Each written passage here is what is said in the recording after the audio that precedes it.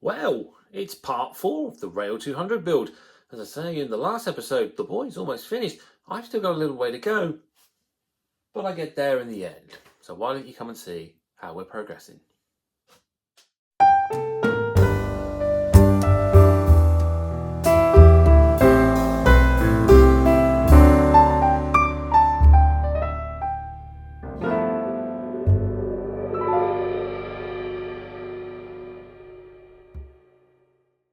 Last time I'd made some trees, and now they need some ground to go in. It's looking more like the surface of Mars now, but this is the terrain with the clay down, and I've left it overnight to dry. A few wet patches. The strangest one is here. Why this is wet? Because it's very thin, but whatever. So yeah, it's got the tree mounds, a little bit wet. What I've taken is the little offcuts of the sea moss that I've been using when making the trees, and I've tried to make some roots. If it works or not, I don't know. It looks okay. I'm not 100% convinced, but a bit of paint will tell us otherwise. So let's get some paint on. Now, where were we? I think last time was attempting to paint the clay. So here we are, painted. A sort of pinky browny off-white for the chalk cutting. I'm going to go over it with a few more shades, over it a bit more, I think. And then obviously I painted the soil on top as well. I think this needs a little bit more work to make those roots look like they're actually sticking out of the ground. It's okay, it's just kind of looks like a load of sticks just got glued to the side of a cliff face at the moment, but I'll work on it. I'm sure I can make it work. So yeah, there we are, all painted. Around the puddles is painted. These puddles come out quite well. I think they work quite well. These ones have gone a bit dull. They need a bit of cleaning up, so I just put a bit of some isopropyl and a cotton bud and just wipe them down. And as you can see, I have also painted the sleepers and the rails. This is not something I would do on a big layout because, my God, did it take its time. But as it was only a little diorama, I felt it was worth having a go. So I just used a mixture of live colours. I got, what we got, light brown. I think this one's called grey umber, wooden grey umber. Classic dark wood. And a little bit of leather brown as well. Just mixing the colours, trying to give the sleepers more of an aged look. It looks very scruffy and sort of dirty right now, but once the ballast is on, I'm sure it'll work nicely. And then the rails I've just painted with sleeper grime by Rail Match, just to dull the sides of those rails. So that's them all done. I think the next job then is to add the point rodding, and then I can ballast the track. Or maybe I'll leave ballasting till last. Usually a good idea to leave that till last. We'll see, because I've got to glue the station in. Well, to further the loss of my sanity, I have added the point rodding, as you can see, and also signal wires. And yeah, they're in place. I don't know how accurate they are. It's quite difficult to find photos online of how the signal wires are set up. So I sort of made parts where I could. So I've got some chain wheels. These are just brake handles with a base on them. The wires is just florist wire, very thin florist wire. There we are. And then I just used some brackets, which is just made of a plastic card base, just a bit of square plastic strut, and then the good old Daypole crane rail handlebar things. I don't know what they are, but it's off the Daypole crane. I love that kit. It's got so many useful parts on it. So yeah, I've just cut them off just to be the rollers for the wires. So that's all in place. I'm quite pleased how that looks. Definitely gives it a more realistic look. And we've got one coming across the tracks there. So obviously I had to just be a bit careful where I laid them to make sure that those wires aren't going to short the rails. But yeah, they're all in place now. So I think I need to do the road, but otherwise I think I'm ready to start adding scenic material. Yes, because then I'm going to do the lighting afterwards, because I've got a station light now. So I popped down to Tony's Trains today and picked up some lights, so that can be the station. The station needs a fence as well, but yeah, I think it's time to add some grass. Right then, first thing I've done to cover the ground is add a mix of polyfiller and builder's sand. So it's 50-50 of each, and then add the water to the mix, and then I've just spread it on, making sure it's nice and even. In fact, I don't even think I need to sand it. I'm quite happy with the way it's turned out with texture, etc. I may just use a little bit of I've got some fine buff ballast just to glue it down onto the road, and then it probably just needs a bit of weathering to more of a browny colour. It's a bit seaside at the moment, I suppose is the best way to describe it. But it's all on where I want paths, where I want the roads. So around the signal box here, this side, towards the toilet, and then towards the water tower. And yeah, I think it's all right. Yeah, as I say, I think a bit of paint and ballast with it, and it'll come out quite nicely. So yeah, that to do, and to add some ground cover as well. Right, I do my usual. I talk about doing something, then do something completely opposite. I thought before I put the ground texture on, I should probably paint the exposed surfaces, so like the road and the chalk cutting. And again, it's the light in here, it makes that look worse. That cutting looks better than what the light camera's showing, promise. But yeah, I've got the road. This was several coats. It was coming up too grey. I think the hardest thing is because I'm so used to always seeing roads that are grey. When I painted the road, I was thinking, yeah, that looks about the right colour. And then I'd look at modelers who've done more of an Era 2 style layout and how they make their roads. And I realised that mine is far too dark. It's not got enough browny earth colours.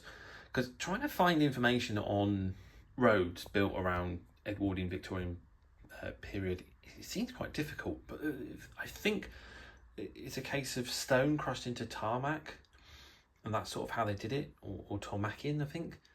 And it'd be like the local stone it's used, so it'd obviously be a sort of chalky colour for around here. So that's why it kind of matches the cliff face. So I've got to a colour I'm satisfied with anyway. So I've done that for the goods yard and the road leading to it. The path to the house is just a little bit darker. And that'll probably use some scenic material over the top of it eventually. And then, as I say, I've just done the chalk cutting.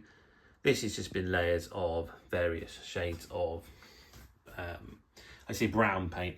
So I've used burnt umber, white, yellow, ochre, and a bit of grey. And I've just mixed them into various shades, just try sort of getting lighter and lighter as I build it up the layers. And then to finish it off, I've got some aged wash from Rail Centre, and then just run that over just so sort of the dirt goes in all the crevices there, to try and sort of show off the cutting a bit better. So that's that. I think now I really can put some scenic material down. So I'm going to start with the station area because I want to get that station down so I can put the lighting in and sort all that out. I can also add the trees as well.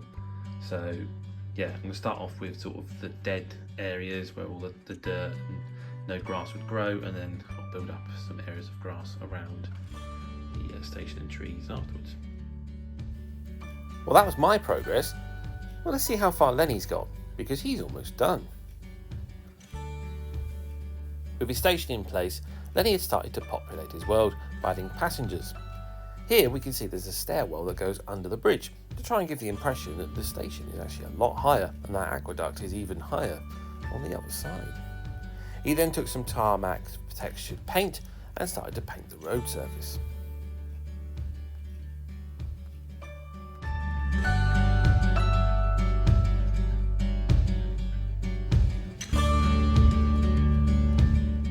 With his road painted, he put down a base colour for the water on the aqueduct. Once covered, the paint would be allowed to dry, and Lenny would return to it later to add some textured finish to make it look like water.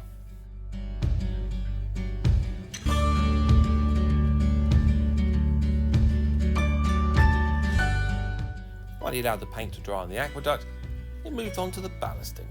The ballast was a simple grey colour with a few other shades added to it to add a little bit more variety and a more realistic look, and applied with a spoon, very carefully and very slowly, remembering to tap the rails to clear any ballast off the sleepers.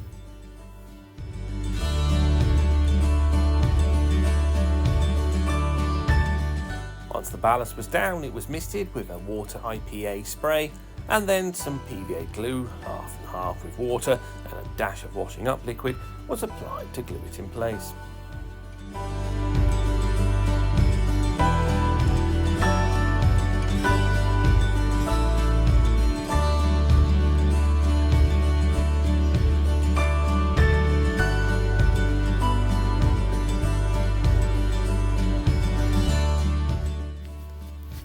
Next, Lenny moved on to the water on the aqueduct again, this time applying a gloss Mod Podge to give a shiny look to what he'd already painted. The Mod Podge was added liberously, with nice thick tram lines left in there to look like water.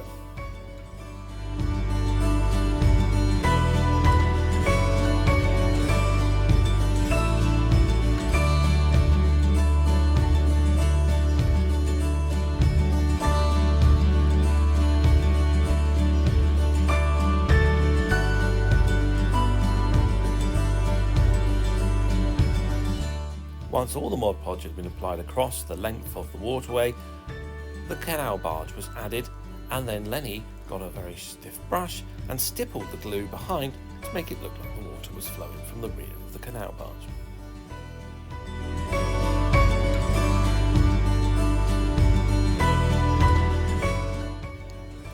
Once everything that had been glued had dried, it was time to give everything a weathered look, and this was done with a simple wash put over the ballast and the buildings to make everything look a little more tired and worn out.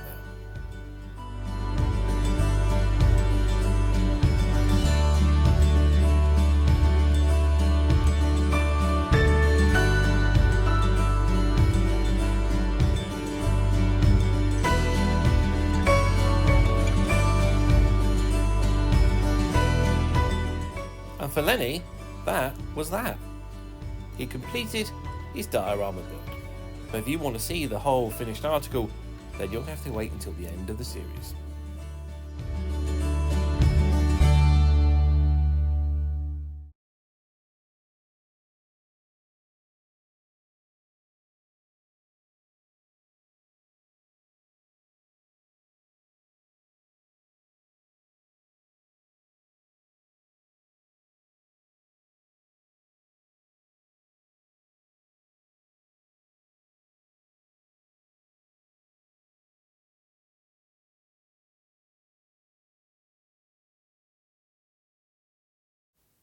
Lenny may have been done, I on the other hand still had a little way to go.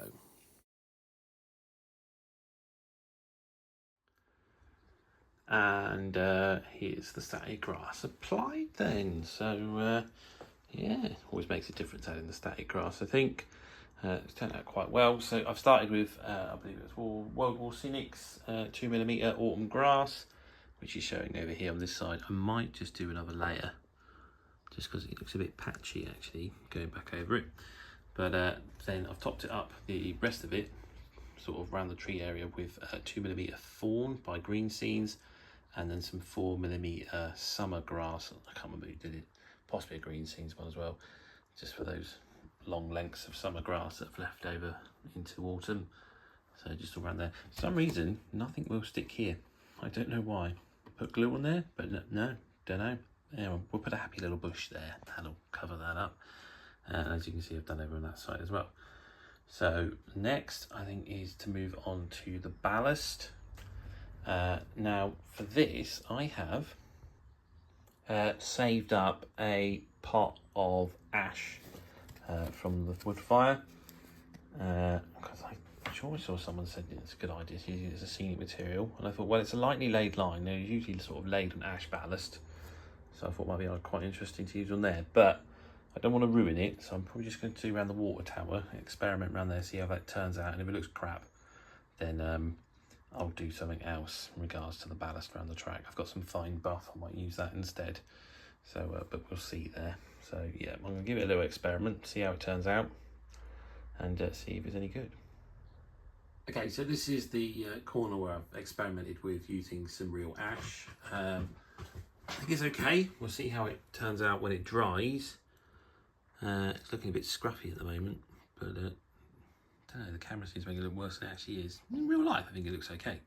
But however, I learned that using real ash on the rails will cause you electrical problems, so we won't be doing that. So instead, I've knocked up some ballast, and I'll just use some very, very fine ballast. Now I tend not to use one direct colour because that never looks right. So I've done a mix with probably 1 part black to about 3 parts buff to 4 parts grey.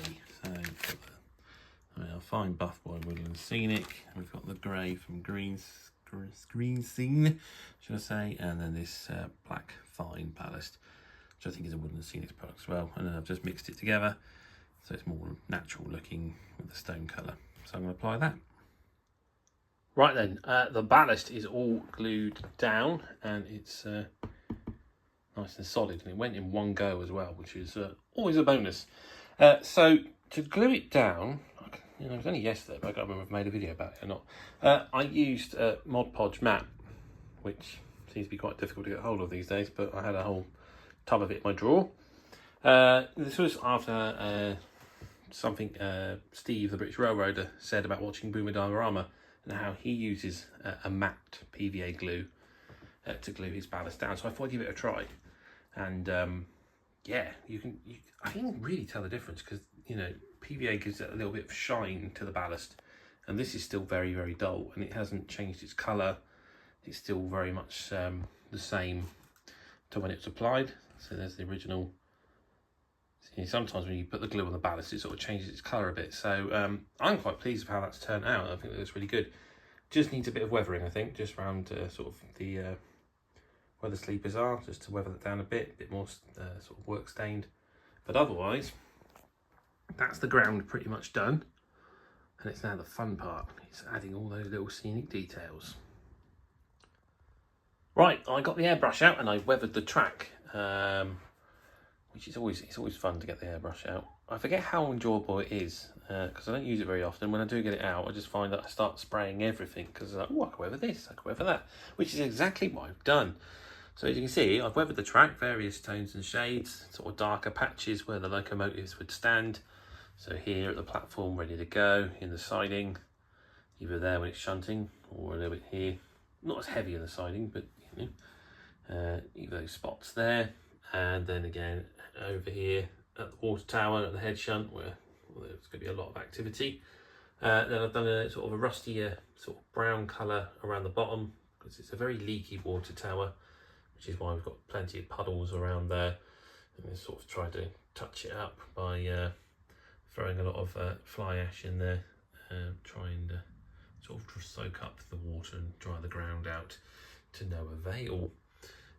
Yep, the building's in. I've just run the airbrush over them. Maybe a little bit too heavy on the front of that one, but you know what? It's close to the platform edge, a lot of foot traffic going through there. Annoyingly, I haven't done the top of this toilet because I did do it. It's very easy to see, but when I put it there, I was like, shit, I probably sprayed that bit. Didn't think of that. So maybe something to come back over, but I don't really want to get the whole airbrush out and clean it again for the sake of spraying one little bit. So I'll think about how I get around that. Good shed, again, nice dusting with the airbrush, darker colours around the chimney pot. Done the same with the signals, give them a bit of a spray over, just to sort of the dirt splashing up the posts kind of thing, cleaner towards the top. This one still needs the, it's out of focus here, but you can just about see the brass wires where I'm connected to the LEDs. That still needs painting, but I've done this one on this side. Signal box is the same, and then a little bit of brown around the bottom of the cottage where the water will splash the soil up from all the flower beds that surround that. So there we go. It's gone out of focus. It's bloody camera, eh? Yeah, it's looking all right. Right, so I've done the next job. I've glued all the buildings down, and I have this lamp in place and threaded the wires through. Quite some long wires on there. So I think I now need to tip this on its side and wire everything up so that it's all in working order before applying those trees, because I don't want to damage the trees. I want to get everything underneath the baseboard sorted before I do that. For such a small board, the amount of wiring under here is getting quite ridiculous, but that's all the lights wired in. It just needs a bit tidying up. I think a few more bits of electrical tape just to hold some of these wires in place. I'm sure the tape will fail after a while and fall off, but it'll do for now. Anyway, here we are. We'll go for a sideways view so you can see that. I don't like the fact that you can get the light through the signal box roof, but there we are. That is the railway lit up. I'll just take round there. There we go. Well, that's all for this episode. I think the next one might just tie it all up and we'll have a completed series, but you'll just have to wait and see. And the only way you can do that is to click the subscribe button, the bell icon so you can find out first, and the old like button if you've enjoyed this video. Comments always appreciated, and hopefully I'll see you again next time. Thanks for watching.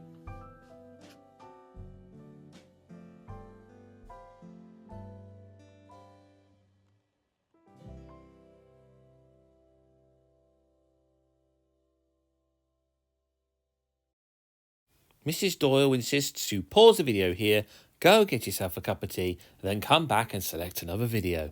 Go on, go on.